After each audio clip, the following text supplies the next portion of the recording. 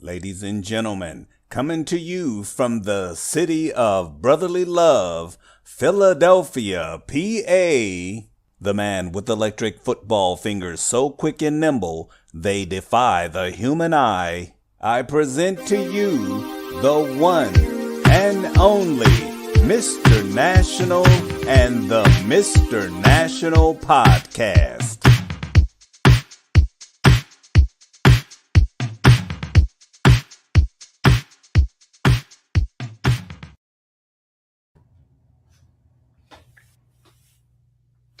We are live and in living color. Let me clear my throat. Welcome everyone to the Mr. National Podcast. I am Mr. National, known by some in some circles as the fourth face of the hobby. I'm here with, as always, the producer with the most, Mr. P Dub. What's up? What's up? All right. Look, I'm going right. Look, I'm going right in. You know what I mean?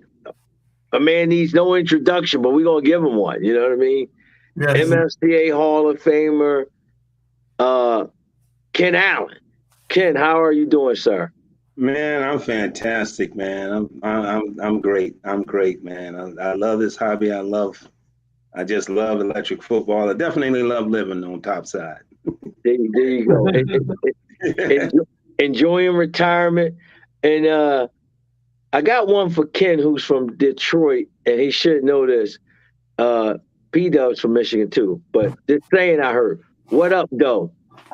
Oh, my God. Oh, my God. You know, I hate to tell you this, but where I grew up, what up, dog, mean you better either run or you better know somebody. For real. For real. It's an endearing term in most cases, unless you're in the wrong place at the wrong time. There you go. I want to wish you guys a happy belated Father's Day. Ken is one of my favorite father figures of electric football. The way he was able to balance being a super competitive championship quality coach, okay? Ambassador, tweaker, husband, and father, like all together, P-Dub. I mean, together, like it's amazing. I mean, it's a couple coaches that's able to balance it, but Ken knows. I mean, we might not talk. We see each other at a tournament, but wherever that happens, we might not talk that often, but every Father's Day, I shoot Ken a text, P-Dub. I was like, happy Father's Day. He met my brother and my cousin at one of the MFCA conventions and totally blew them away, Ken. Like my younger brother, to this day, that was probably 10 years ago, he asked, hey, how's Ken Allen doing? Well, many times I like him more than you, but I like you too. But you know, me and your brother, we instantly, we hit it off, man. We hung out big time, and your brother's a great guy, man. I mean, he's just a great guy, man. Great person to be around, great person to chat with. I mean, you just can't knock it, you know. And we didn't have a barrier of all the electric football stuff in a way. So, us arguing in the boardroom about we should do this and we should do that. So, I got to see just how great a job of parenting your parents did. Outside of the electric football realm, and obviously they did a commendable job with you too. Appreciate that. And thanks for the kind words about the kids, man.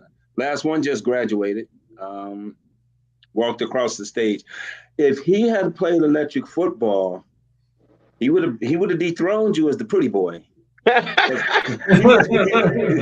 he looks like my dad.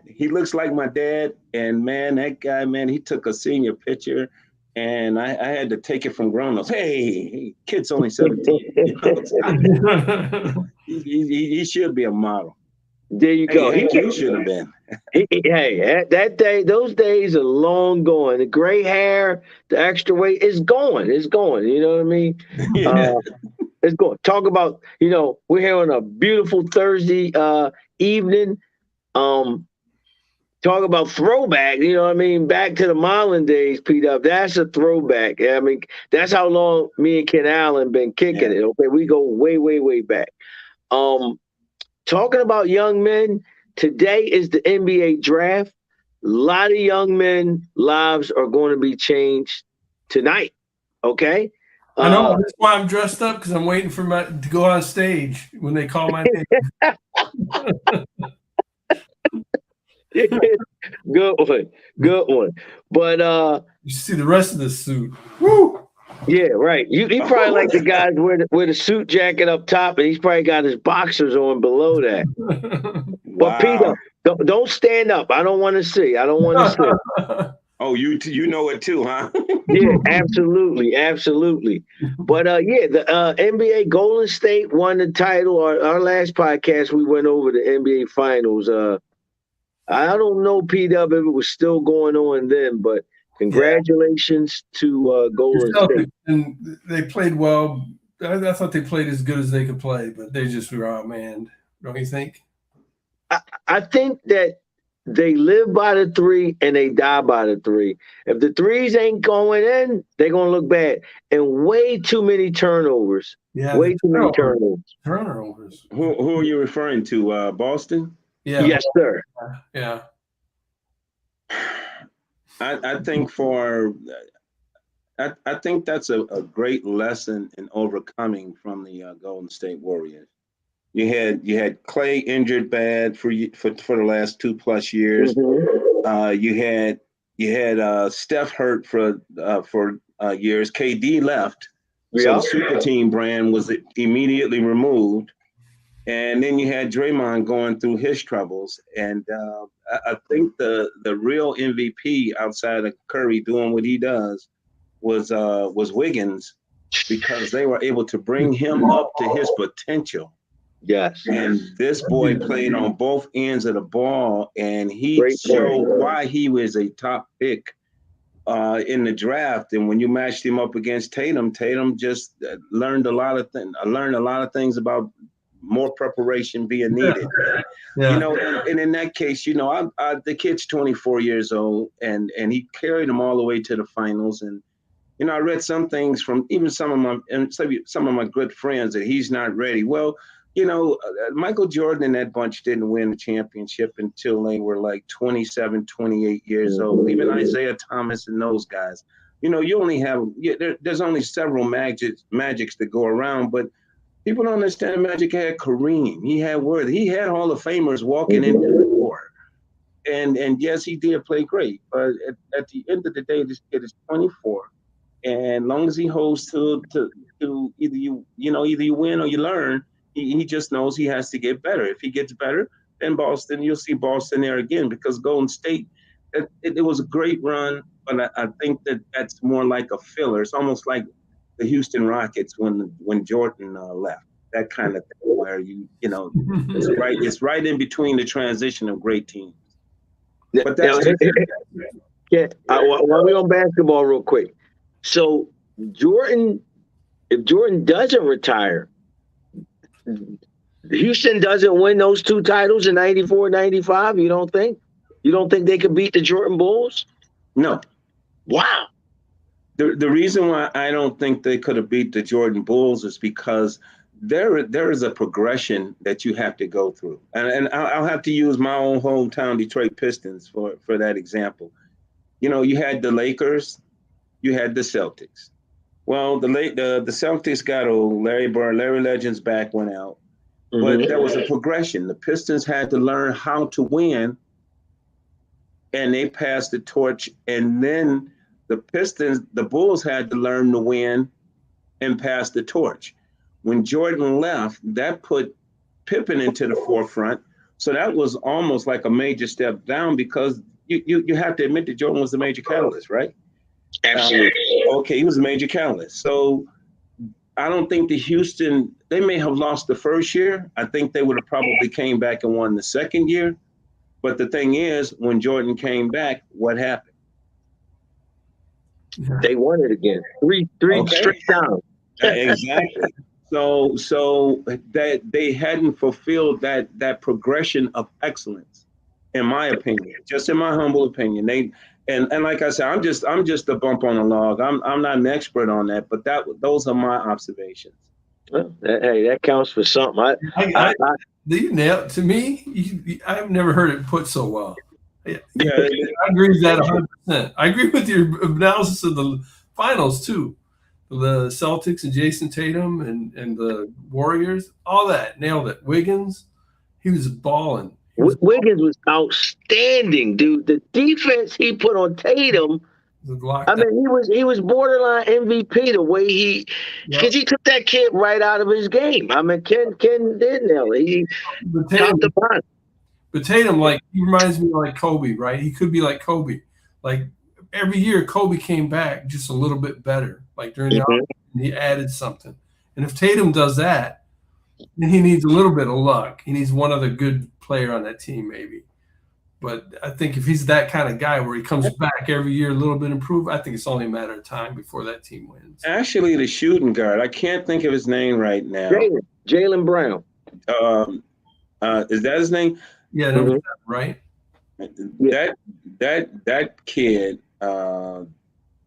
is his name Jalen Brown? He's that long, tall guy, right? Number 7? Yeah, number 7. He's the shooting guard. And Marcus Smart is the point guard. He's the defensive player of the year. Well, Jalen Brown is actually, that is a clutch player.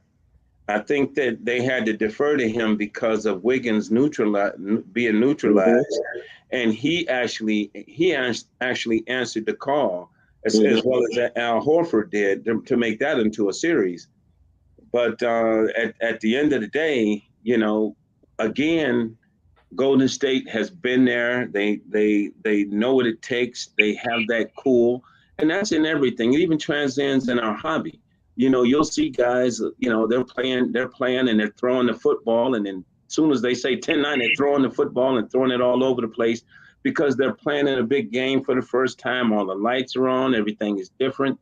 And those are things you have to adapt to. And the referee, and I think that Boston, that was just a growth opportunity for them. I think they'll be back. I really do. And Jalen Brown will be a major catalyst coming the second time around. I think he'll be more impactful because he showed when the lights were on that he shined. So, talking about coming back to both of you guys, USFL football has came back, and they got a great product. And I'll be interested to hear what Mr. Ken Allen thinks of USFL if you have been able to catch any of the games, Ken. I did, but here's the correlation, and P-Dub, we watched the Michigan Panthers. Well, the Michigan Panthers had Ray Bentley, Anthony Carter, Bobby Hebert. All of these guys went on to have at least decent pro careers when the league disbanded. You had Herschel Walker. I think Reggie White played in that league, and we all know what Reggie White did. Yeah, this is different. As a matter of fact, if I remember correctly, the USFL is classified as a minor league, like G League in basketball, AAA in baseball. And the average salary is, without bonuses, no player plays for more than $50,000 a year, a season. So that's a lot of risk you're taking. The MVP in the league is a person that could barely make a roster. So it's different. It's more of a second chance league, but it also is an opportunity for players who may be marginal. And it's the first year, but a marginal player can join that league and probably be coached up to a pro level, and it'll be a good feeder system with some experience and stuff like that. But the risks are crazy because you're making $50,000 a year. You play in that league and bust up your knee. I don't know what the situation is. But I saw some of the games. Of course, I saw the Michigan Panther game, and they got busted up pretty bad. And I called it. I said, well, they're playing? They're all playing in the same, same state. So I'm like, it's like a bubble league. I'm like, what the heck's going on? Nobody's on a plane. So So it's a real cost-cutting thing. And just think about the whole payroll of the entire league may not exceed like one of the top 5 players' contracts in the NFL. So, it's a minor league. Right. Okay. Well, I wanted to bring it up a little bit because it reminds me a little bit of like electric football in that you've got a great game, but they've got an empty stadium. Like what do they need to do to get this Product out there and eyes on it? Well, I think like Ken said, you need that superstar athlete to just start taking over that league. Then people was like, well, can he play in the NFL? Can he make it? And then you see him get his shot at the NFL. So like Ken Allen said, it's a training, it's a minor league, it's a farm system. It's a farm system up. So nobody really wants to watch that. Like college football is a farm system when you think about it. But those players are going to the next level. That's what makes you want to see it and watch it. This is kind of somewhere in limbo where Ken said these guys didn't make the NFL. These guys wasn't the star on their college team. These guys are just about one, whatever, from using their college degree instead of playing football. So I think to answer your question, P-Dub, you need somebody to, I guess the word would be transcend that league, you know what I mean? Just to come in and be Pistol Pete of the USFL or a football player, Reggie Bush. Somebody needs to be Reggie Bush in the USFL, dominate, and then we see if he makes it to the NFL. Yeah, and you know what? That will give them some level of credibility.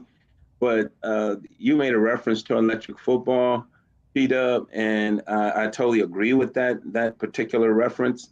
They have to do, and just like in electric football, like we did when we first started our convention and things like that, you have to give them more than just the football, because they can sit at home and watch a much higher level of football on television. So you have to give them more. You have to give them some kind of marketing. You have to do some marketing, and you have to make sure that you have a great environment for people to want to come and watch the games and actually be there with their families and kids. That's the similarity that I tie into electric football, because the difference between electric football back in the day and it is today, you could bring all the kids and all the family and you never had any worries. And that's the thing that you want to do when you have a minor league. Most minor league facilities, especially when you talk about baseball, Toledo Mud Hens and things like that, they do fill the stands, but they fill the stands by having marketing towards families and having adventures like that. And like I said, they're just starting out, so it depends on how they're going to move forward as to whether or not it's going to be successful as far as a fan base is. Well, look, we got Ken Allen here because he has his pulse on electric football, P-Dub. And we could talk about USFL, we could talk about the draft, but the millions of people watching the Mr. National podcast, listening, and want to hear Ken's take on electric football. So we're just going to go in. We're just going to go in. We're going to turn this podcast over and let Ken Allen, you know what I mean, fill us in, and the hobby, because the hobby watches this show. I hear, on the Facebook MFCA site, Ken's been I think he's still an administrator. I mean, his fingerprints is all over everything. So I hear a lot of questions, Ken, when people say, the hobby is in this kind of shape, or the hobby is in that. And I think, I'm old school, Ken. And I think it's fine. I just think, you know what I mean? Yeah, it is. It really is. It's just, It actually, it's a reflection on you when you go into the hobby and you see what's going on with the hobby. If you really have complaints, then normally the complaints that you may have is based upon where you're deciding to play, what environment you create for yourself, and there are a bunch of great people in this hobby doing great things. And I'll give you an idea, and it's always grassroots that starts everything. We have a Glass City Showdown coming up next month. This thing started when a gentleman by the name of Tehran Gillespie found out that Rafiq was supposed to go to a tournament. And I know you guys all should know Rafiq. He's a legend. He's a Hall of Famer in waiting. And they decided to throw a tournament for him because he was supposed to go somewhere and he couldn't. So they just came up to hit. And he said, well, let's turn it into a tournament.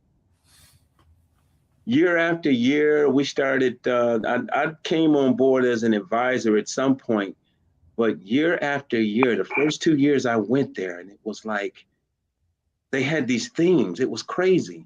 It was like one time he was honoring Rafiq when they named the trophy after him, and guys put in, he got trophies, and he got a board, a nice Texas board. And it was just this unconditional love that was being displayed. I know they had one thing where we had coaches who had lost their sons, and they had portraits with jerseys of these guys and their favorite team with their kid's name on it. And it was like, wow, I want to be a part of this. I want to be distant. I just want to throw in whatever I could. Now we posted for the Glass City Showdown. There's 46 people that are going or interested, and that's just the people that's online. Mm-hmm. And their theme is food, fellowship, and food. Everybody's going for food. Yeah. Oh, I wasn't going to even say nothing about the food because the one thing that's really is hitting home is the cooking. My wife bakes cookies and whatnot, and she's really, really good at it. So you have all of this great food, you have all of this great fun, you have all of this great fellowship, and the competition, Corey, is intense. And just last year, a gentleman by the name of John Hunter, he went down to the Deep South to go down and just play. He was in the area. They turned it into a tournament. You know how this guy gave back?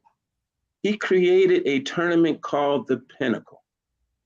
He had 35 coaches and a waiting list because he had to cut it off at 35 because that was the number. He cut it off a week in advance. We had people like Will Travers there. And when you see Will Travers, Brian Nutt, Floyd Tate, and all of these guys who are the most laid back guys in the world, and they're all showing up at a tournament, it says a whole heck of a lot about what the energy in the room is, what the environment is. And Corey, I would definitely tell you that you got to come and check this out. P-Double, you got to come check this out, even if you don't play a down. There are guys now that are even playing on the TOC circuit that are becoming very influential. Kevin Bourne, Brian Watson, he's a great coach. He was his first tournament was at the Glass City. We're not advertising, we're not competing. What we're trying to do is the same thing that we were doing with the TOC when we early on, bringing everybody together in that Miggle Tudor buzzball-like atmosphere, and creating an atmosphere where people can have a ball, where people can just come and be themselves, have a great time, compete, because we definitely make sure that everything stays on the even keel. You know, we let you know in advance, you know, what we're going to do, what's going to be tolerated and what's not, and we just leave it right there. And to be honest with you, it's crazy because of the fact that half the time we weigh the people up and it's an honor system, and there has been absolutely no reason to change the format that we have.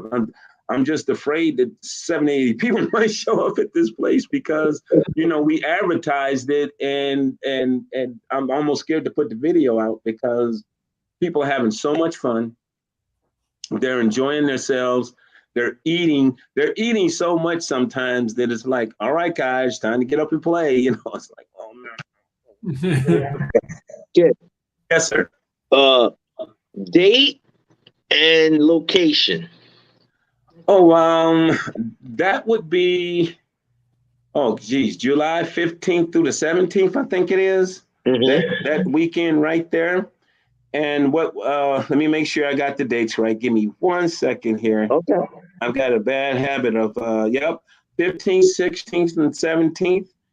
The rooms are probably all booked up now, but there's ways you can get rates online. Also, you can get in touch with me if you're deciding to go, and I'll definitely make sure if someone cancels, because we also have a group chat that was created to ensure that if somebody decided they couldn't come, then we could backfill the rooms and make sure nobody is inconvenienced. So you know me, Corey. You've worked with me on tournament circuits and stuff. You know how thorough I am, and how much I am into the hobby being first and the people being first. Even when we did the TOC, if you remember, I refused to play until I was not a part of that entity anymore. Mm-hmm. And I love the fact that I came and I won the first year. But that's all you're going to hear me saying, man. And I wanted to win. That was the only time I actually was on a mission to win something. If I was gossipy, Ken, with you, that's what I would talk to you about. But I know we don't want to go there. So. What, philosophy?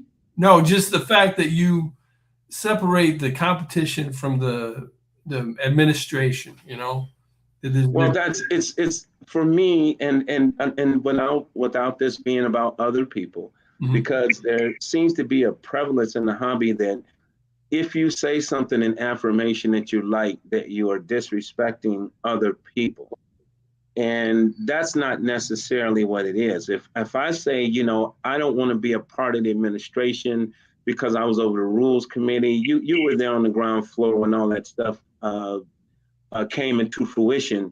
And one of the things that, we all talked about, me, you, Legendary Lynn, was that we didn't want any appearance of, because if there's a perception, then it's reality for many, many people. So what we did was we separated the rules committee, and we went and got Morgan Scott, Joe Greco. I mean, some of the late Morgan Scott, Joe Greco, some of the greatest integrity people in the hobby, outspoken for integrity. And, we were able to establish and keep moving forward. And it had grown to the point where we had not just coaches challenges, we had what you call mentoring, where an experienced coach, I think you were in that tournament, Corey, experienced coach would work with a coach who is inexperienced. And this is what you see at the Glass City. This guy, the Kevin Barnes story sticks out with me the most. He came walking in the room, had no idea what electric football is. And he was there for a wedding.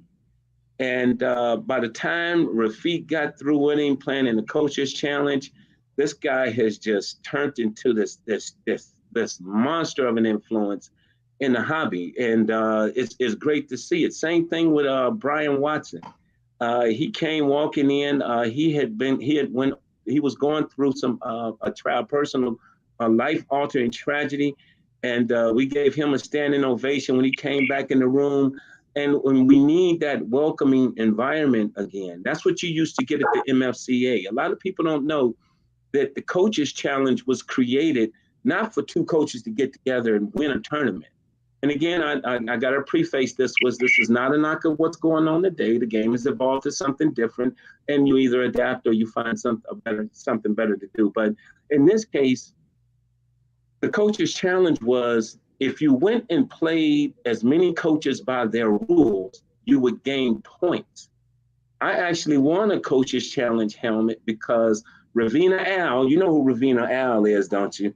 Mhm. He lives in Michigan, and he had all of these solitaire teams. So I'm just helping him with a solitaire league, and unbeknownst to me, Lynn's sitting over there just recording, and I'm playing everybody by their rules. But really, the only thing I was doing was finding people who seemed like they were stagnating and didn't have anything to do. So I was just filling in, and finding things. Okay, well, what do you like to do? Okay, well, let's do that. I'm gonna do it with you. But you play it. No, we're gonna do this. And so they were fulfilled that weekend, and they were coming back to our conventions. And our conventions went from being in the, what was that, Stern Center? Is that the name? To Embassy Suites. And the only Embassy Suites anything has ever seen was when Mike and the late Mike Landsman and Delane Landsman were doing their Miggle conventions. And it was just a great time and a great period. And there's an opportunity right now for us to get back to that. But guys, you gotta, and I'm saying this to all you hobbyists, there's a bunch of great people here. There's a bunch of super competitive people. If you're super competitive, find that group and go ahead and do your thing. But there's a bunch of super competitive people who love to be with other people. And that's very, very important, because remember, this hobby is supposed to alleviate stress, take you away from the norms. And that's what I would get out of the hobby. And like you said, there was a time I was working 2 jobs. I got 4 kids and all of this kind of stuff. So, working with the MFCA and us building these things, that was like my escape. And that was the good thing. And then I retired and had less to do. So now I can, shut a couple of people up. and then don't play for a couple of more years. But, you have local leagues that are growing, and the biggest, like you said, P Double, the biggest hindrance to this hobby is people being concerned about rules. I think it's hideous. If you want to play toe pro, play toe pro. Here's an interesting thing. And I play toe pro defense, and I'm very successful with it. I don't grab everybody, not knocking nobody that does, but I play the same way I did when I was a kid. I play football. My players move around. They're very athletic. My corners will bump and run with you, go down the field with you, stay with you. They'll stay a little longer than I can't think of his name out in Minnesota. He's a great passer. Brandon? Yeah, Brandon Siggers. My corners go all the way down the field with you, and after bumping. So it's like I know what it's like to be able to play toe pro or any other rule set, but at the same time, you need to find your rule set. You need to go ahead and play and build those things up. And if people come, they come. Because remember this, if you cannot sit down as a professional electric football player and play by somebody else's rules and being successful, then how can you call yourself a professional? True. I want you to think about that. If a person is saying, well, we can't grab your wide receivers, so those rules are whack, what does that say about you being a professional football player? And what does it say about you when you have to enact rules and see? And this is the big thing. And this is just my opinion. There's no way you can administrate and play fairly, because even if you do, people know that you're administrating. So any influence that you have, you can bring in 30 people, because at the end of the day, if you're playing at a high level and you're administrating and dictating everything that happens on the field, and you're highly competitive, which I am, and I know this, then you have to wonder whether or not you're putting yourself first or the hobby first, and then that comes to your credibility. I didn't want the credibility issue. That's why I didn't play until I was totally disassociated with that organization. There you go. Yeah. You know, when you're talking about the rules and like, you know, I wanted to remind or tell you about a conversation I had with Steve Talk one time when there was some fussing online about the rules, and he said, "You know what? I've never gone to a tournament or a get together for electric football where I didn't have a good time. Just hanging with the people that are there." And so everybody's got to keep that in mind when you know we start fussing. Keep it in perspective, man. You know, if you might be upset about this or you might be upset about that, but go to an electric football tournament or go to a league or go to a get together or whatever. You're gonna have a good time. I mean, as soon as you walk into a room and see all those boards and all the Right. you know, having fun. I don't know how you not have a good time. I got the nickname National from being all over the place, going to all the tournaments, all the leagues, played in buzzball, played everywhere. You know what I mean? But the tournaments that I've attended, all the Miggles, the MS, I never played. But I've always had a good time. Like Ken says, sometimes the competition part it can bring the ugly out in you. Okay? And that's just a competitive fire. There's nothing wrong with that. I mean, everybody wants to win. You know, some people would say, you know, why are you not playing? Why National not playing? You're scared. It's not that I was scared. I'm just enjoying the company of the people. I've always put people first before the game. Okay, the game was just icing on the cake, but I was just there to enjoy the people. And you can play, and you can play. You can play a little bit. You can play. You can play. You don't put as much into it as some of the people who want the national recognition. But let's be fair about it. You can play, and the thing of it is, and that's the environment that I like about where I play now. You know, I guess I found the right people to be around in the hobby, and I try to tell everybody this: find the right people. You know, I'm blessed to know Martin Paris.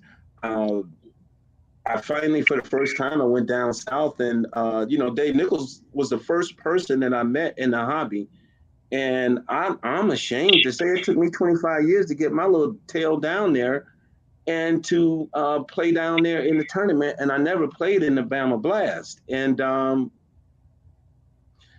you know, if I look at one of the biggest misgivings of my whole electric football career, and he said that he may throw one. Well, if he throws one, if I have to walk on both my knees to get there, I'm going to be there, because that is the one thing on my bucket list that I haven't, you know, I didn't get a chance to do. And that was the first person that I met at a tutor convention. But Corey, you know how hard it was for us to put together those rules that we had at our MFCA convention right before the TLC, that we were approached about, hey, we want to use your rules and all of this kind of stuff. It took us the better part of 17 to 20 years to get all of these people to even come together and play and find a rule set where you had all of these gray areas to some degree clarified. I think what's happening now in the hobby is, as these gray areas are starting to become regionalized and lean one way or another, the numbers are going down, down, down, because people quietly with experience realize this is going back in time. But when you offer that, then people will say, well, you're just trying to stir the pot. You're just, no, what I'm trying to do is help. If I offer something, I'm offering something to help you. If I don't offer something, then either I don't think you can be helped, or I think that you're going on the right path. But overall, I look at electric football from a global perspective. And I want the TLC to succeed. Believe it or not, I want the MFBS to succeed, BCS to succeed. If you remember, the original MFBCS, which was the CBSMF, but the Reggie Rutledge created, long before, and then I know you remember that, Corey, because we had the finals at our one of our conventions, and I was the original videographer, and he gave me a nice little title where, you know, I was going to each conference and teaching them how to Ustream the stuff, and that was the first Ustreaming that we had of all the games. It wasn't Facebook Live, wasn't even existed. Everybody was Ustreaming their games, and we had this big thing. And then the next thing you know, a whole bunch of stuff happened, and the main thing was that Reggie lost his lovely daughter Rihanna in a tragic car accident, and that kind of took everything down. So, and as a matter of fact, they're having their big weekend this weekend. They're playing their nationals this weekend. And even though I don't participate, some of my observations may be looked at as critical, but I always look at things as if you offer it, you offer them areas of opportunity. And if people stop looking at things as being critical and look at them as areas of opportunity, all of us combined, that will stop it. There should be no one way to play this game. There should be no one way to hold a tournament. There should be no one way to do anything. There should be all of these products and offers. No one should be conflicting schedules on purpose or all of these kind of things. This is a hobby, and from a global perspective, I want to see everybody play and everybody have a great time playing however you want to play. You know, and like I told Kit, I'm still waiting for his Toe Pro introduction.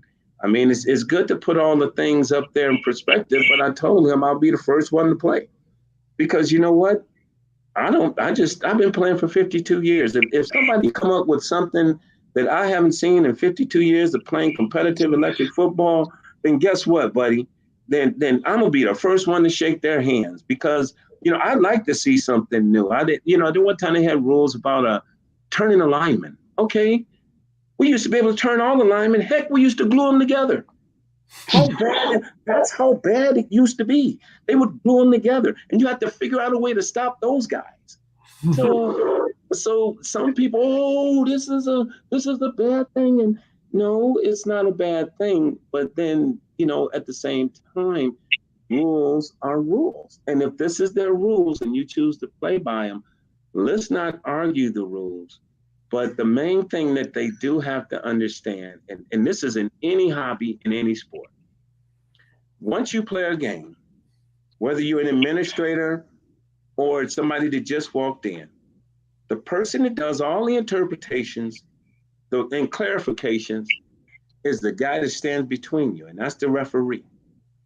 And once the referees take control of all of these games at any tournament, and they do in certain places. You guys don't see it because it's not broadcast. We just had our championship weekend, and I finally got the best of Frank Jacobs in a game, and Frank had an off game, but I have to say this: Frank Jacobs, I played him in a game, he lost, but I'm gonna tell you this: if you want a lesson in winning with class and losing with dignity, he is the quintessential example of that. This guy has promoted our league throughout the country quietly, both as a champion, as a player, and even more so after he lost the title game. This guy is if you want a champion in your league, and I had to say pick one guy to be a champion, or five guys, it would be somebody like Frank Jacobs, Joe G, Joe Greco, you know, those kind of guys. I would love to see Brian Watson win a championship. Of course, who wouldn't want to see Charles Lane win and all that kind of stuff? But mainly because of the perfect even keel that they have before, during, and after the game. I'll be honest with you, I'm not that guy, and I'm just being honest with that guy. You know, but the thing is, why even lie? But you know, the one thing you'll never see me do, you know, I'm intense, and I had so much respect, and you know about this, Corey. I had so much respect for Frank in that game that I didn't even let out one shot, even though he was encouraging me to. And a lot of people don't know that Shaw came from a guy who had a speech impediment in our league. And he wanted to say Shazam, but the Z wouldn't come out.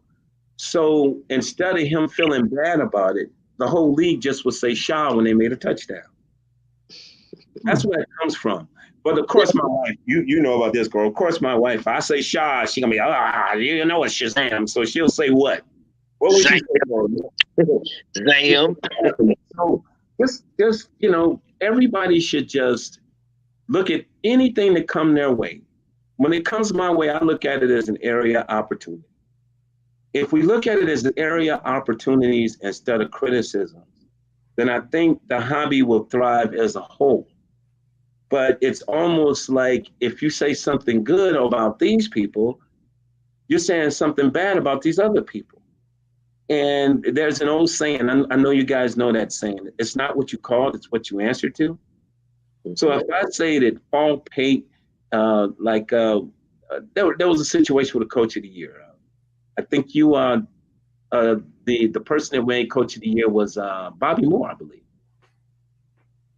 And I constantly told people that, it's never a competitive trophy. I said that Paul Pate has been extremely consistent with what the coach of the year embodies. Someone who contributes heavy to the hobby, puts the hobby on a map in a nice way, and also plays little. This guy was able to get his stadium on the Dallas Cowboys website. Okay, Michael, I'm on a podcast. I'm on a podcast. Please be quiet. Okay. No, I love you too. And he also was putting it on the map in a lot of other ways. He brought a lot of people to the hobby. Mm-hmm. That was the same Coach of the Year award that we had in the MFCA. So he really just actually transcended that.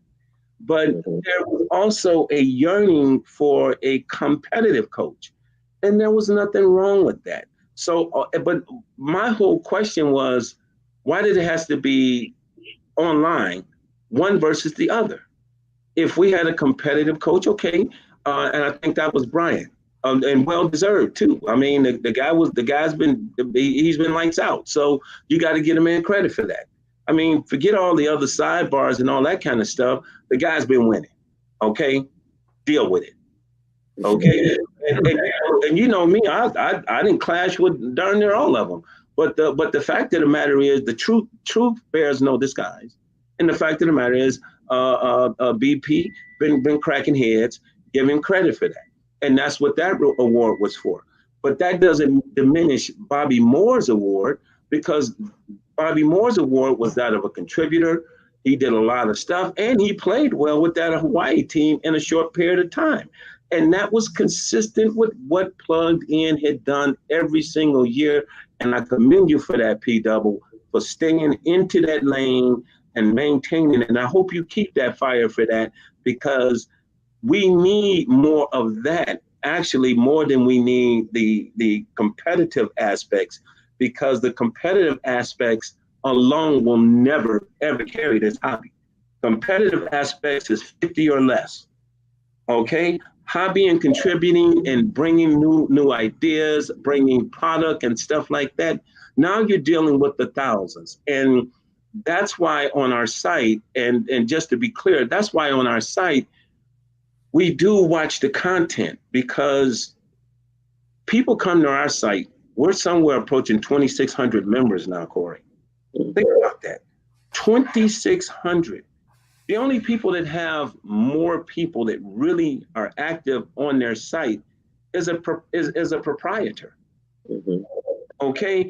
And so we have kids coming up, 16, 10, 12, they are on the site. So we have to be extra protective. And like you remember the MFCA before, when we would let people into our domain, and we had all of these sales and all of these things that were going wrong. We can't afford that with kids. So everything has to be vetted a certain way. And a lot of people may think, oh, this is because they don't like this or like that. But no, a lot of times we have to be careful, because sometimes like people will come in, and then there's people that will come in on the heels of that you guys don't see in the background, and start approaching our members with things that's untowards. And it may not be P-Dub, or it may not be Mr. National, but it may be on the heels of your podcast or something like that. And they'll come in and sell product, and then they'll go back in behind that. And then, Corey, you know how that goes. Yeah. We eliminated that particular headache. But Okay. you know, and I always say, long as there's some content of electric football, and no one ever has anything to worry about. Long as you're showing your product, nobody ever has anything to worry about. But if you're a proprietor, you have to go through a vetting process, and you have to get permission to do things. And a lot of people say, oh, they're not letting us do this. No, we are. But if you're not giving to our membership, we're not going to give you access to them. You know, and you see it, you know, Kenny King, great kid. Oh my God, Next Level Authentics. This kid, you know, had giveaways. People had giveaways where they gave to the membership, let them see what they were doing. And this guy was doing all the right things. It was several other people. But then there were people that were doing a lot of backdoor things. And then you go to the buyer-seller trade, and it's like, where's my this and where's my that? We can't afford that when we have adults bringing their children onto the site, and then these adults try to get their child something. We can't run that 1% risk of the kid getting screwed over. For me, that'll be an incident, a face-to-face incident. So I can't stand that. And I told Elgin Clemens that, and Elgin was like, I totally agree. And that's why sometimes, even if it's erring on the side of caution, even if it looks bad, we're just trying to protect the people. Yeah, we want people. I've had my comments taken off of. I've had my comments taken off of that site before. I've been regulated by Kenny Allen, but I don't mind one bit, Kenny. Well, you know what, Paul? It wasn't you being regulated. It was that people were responding in a way that wasn't consistent with what you were proposing. Mm-hmm. And when it gets to the point where it's taking your intent wayward, we put an end to that, because it's pretty clear when you say that's not what I meant.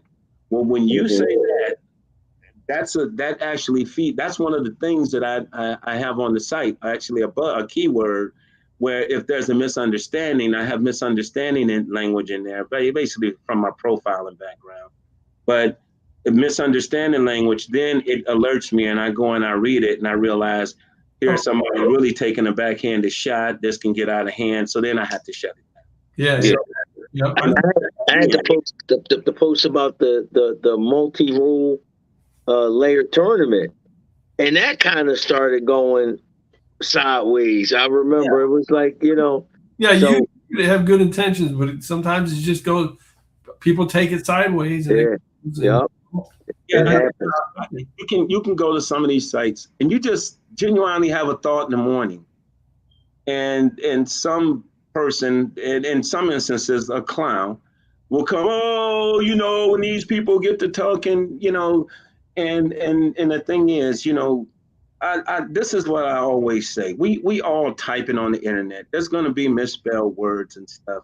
But man, I'm telling you, there's a lot of people I wouldn't hire after reading their post on the internet. So when I read some of the stuff that they say, and I do understand the context of it, I look at it and say, you know, is this even legible on something that is being articulated that I even need to respond to? And sometimes I just don't respond, because, you know, a lot of people make things public, but they really, it's personal. And again, it goes back to, you know, here's a bunch of guys now that are starting these grassroots tournaments. It's just pure love for the game.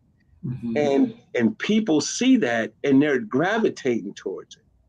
And it's like nobody is creating a competition. People are just trying to do their own thing. That's just like people with rental cars. It's a rental car shortage. So now people are doing their own things. Private people are renting their cars out through an app. And this is what the world has come to. You can't control who plays electric football where. You can either be a part of the problem or you can be a part of the solution, because one way or another, you're going to have to move or get out the way. You have to move and get out the way, or become a part of the solution. And part of the solution, because these people, they sacrifice. They're not trying to profit. They're not even trying to break even. They've already said, I want to do this and I'm going to spend this amount of money to do this because I just want to do this for the hobby and just have a great time. And people are gravitating to that and actually piggybacking. And a lot of the premises and principles that comes from these grassroots, it seems to always be from the Deep South. Congratulations to Charles Lane, David Nichols. It's just too many people to name down there. It's just too many people to name down there that really are about, and your Philly NFL. I mean, the one thing I got to commend your league, you've never changed anything. I don't agree with nothing y'all do, but you never changed anything. And if I came and played by those rules, I swear I wouldn't say not one word. I would just learn the rules, play the game, and respect the fact that I chose to participate under those standards. And that's the thing. We have to stop walking in other people's houses and telling them how they should organize their furniture, how they should raise their kids, how they should walk their dog. This is not what this hobby is supposed to be about. Hobby is supposed to be about people coming together in a like-minded way. So if you want to go in there and tell people how to run their house and you want to be embattled and you want to fight over rules, there's people for that. But the thing is, the problem is for those individuals, there was a episode on the Flintstones. I don't know if you guys remember. I know I'm dating myself, but the only caterer in town. There's a time when there was the only caterer in town. So the guy had at a kid's birthday party, he had dancing girls came there and they said, well, this isn't what we ordered. And the guy says, well, what does it matter? I'm the only caterer in town.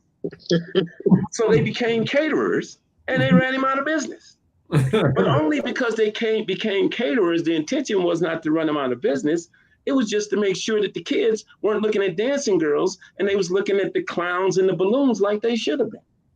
So if you're not the only caterer in town, you need to keep that in mind moving forward. Like, hey, Ken, we will wrap up this podcast, but with it being Thursday throwback, how about those George Diamond Buzzball tournaments back in the day? P-Dub,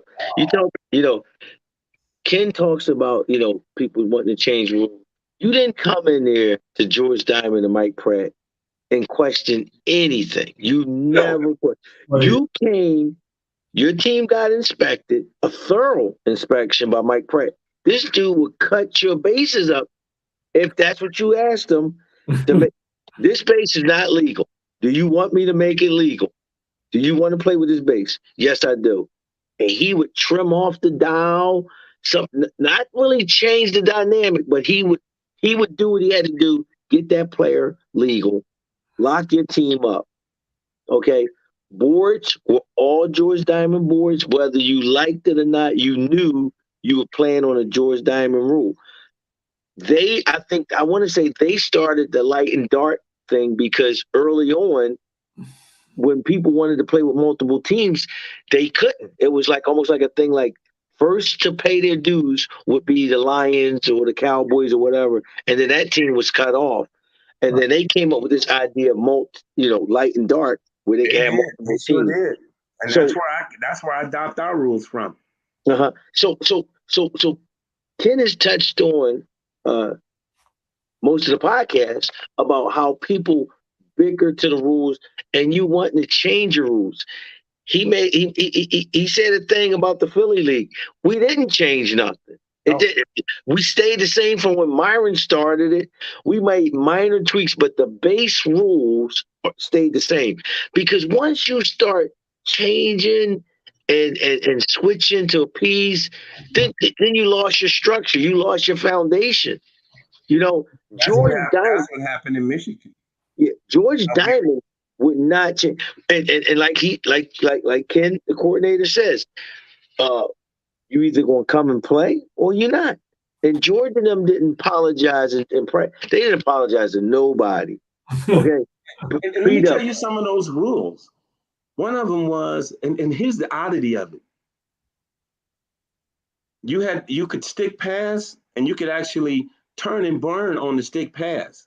Mm-hmm. If you threw the ball in the air because the men couldn't move, but the ball could, he was down at the spot. Mm-hmm. And do you know nobody ever complained about that? Because it was their rules. And a real quick story about George Diamond. I met George Diamond, not at Buzzball. You know where I met George Diamond? I met George Diamond on eBay. He sniped me. And I emailed him. I said, you did this and you did that, because I didn't know anything about it. I was just getting an old team.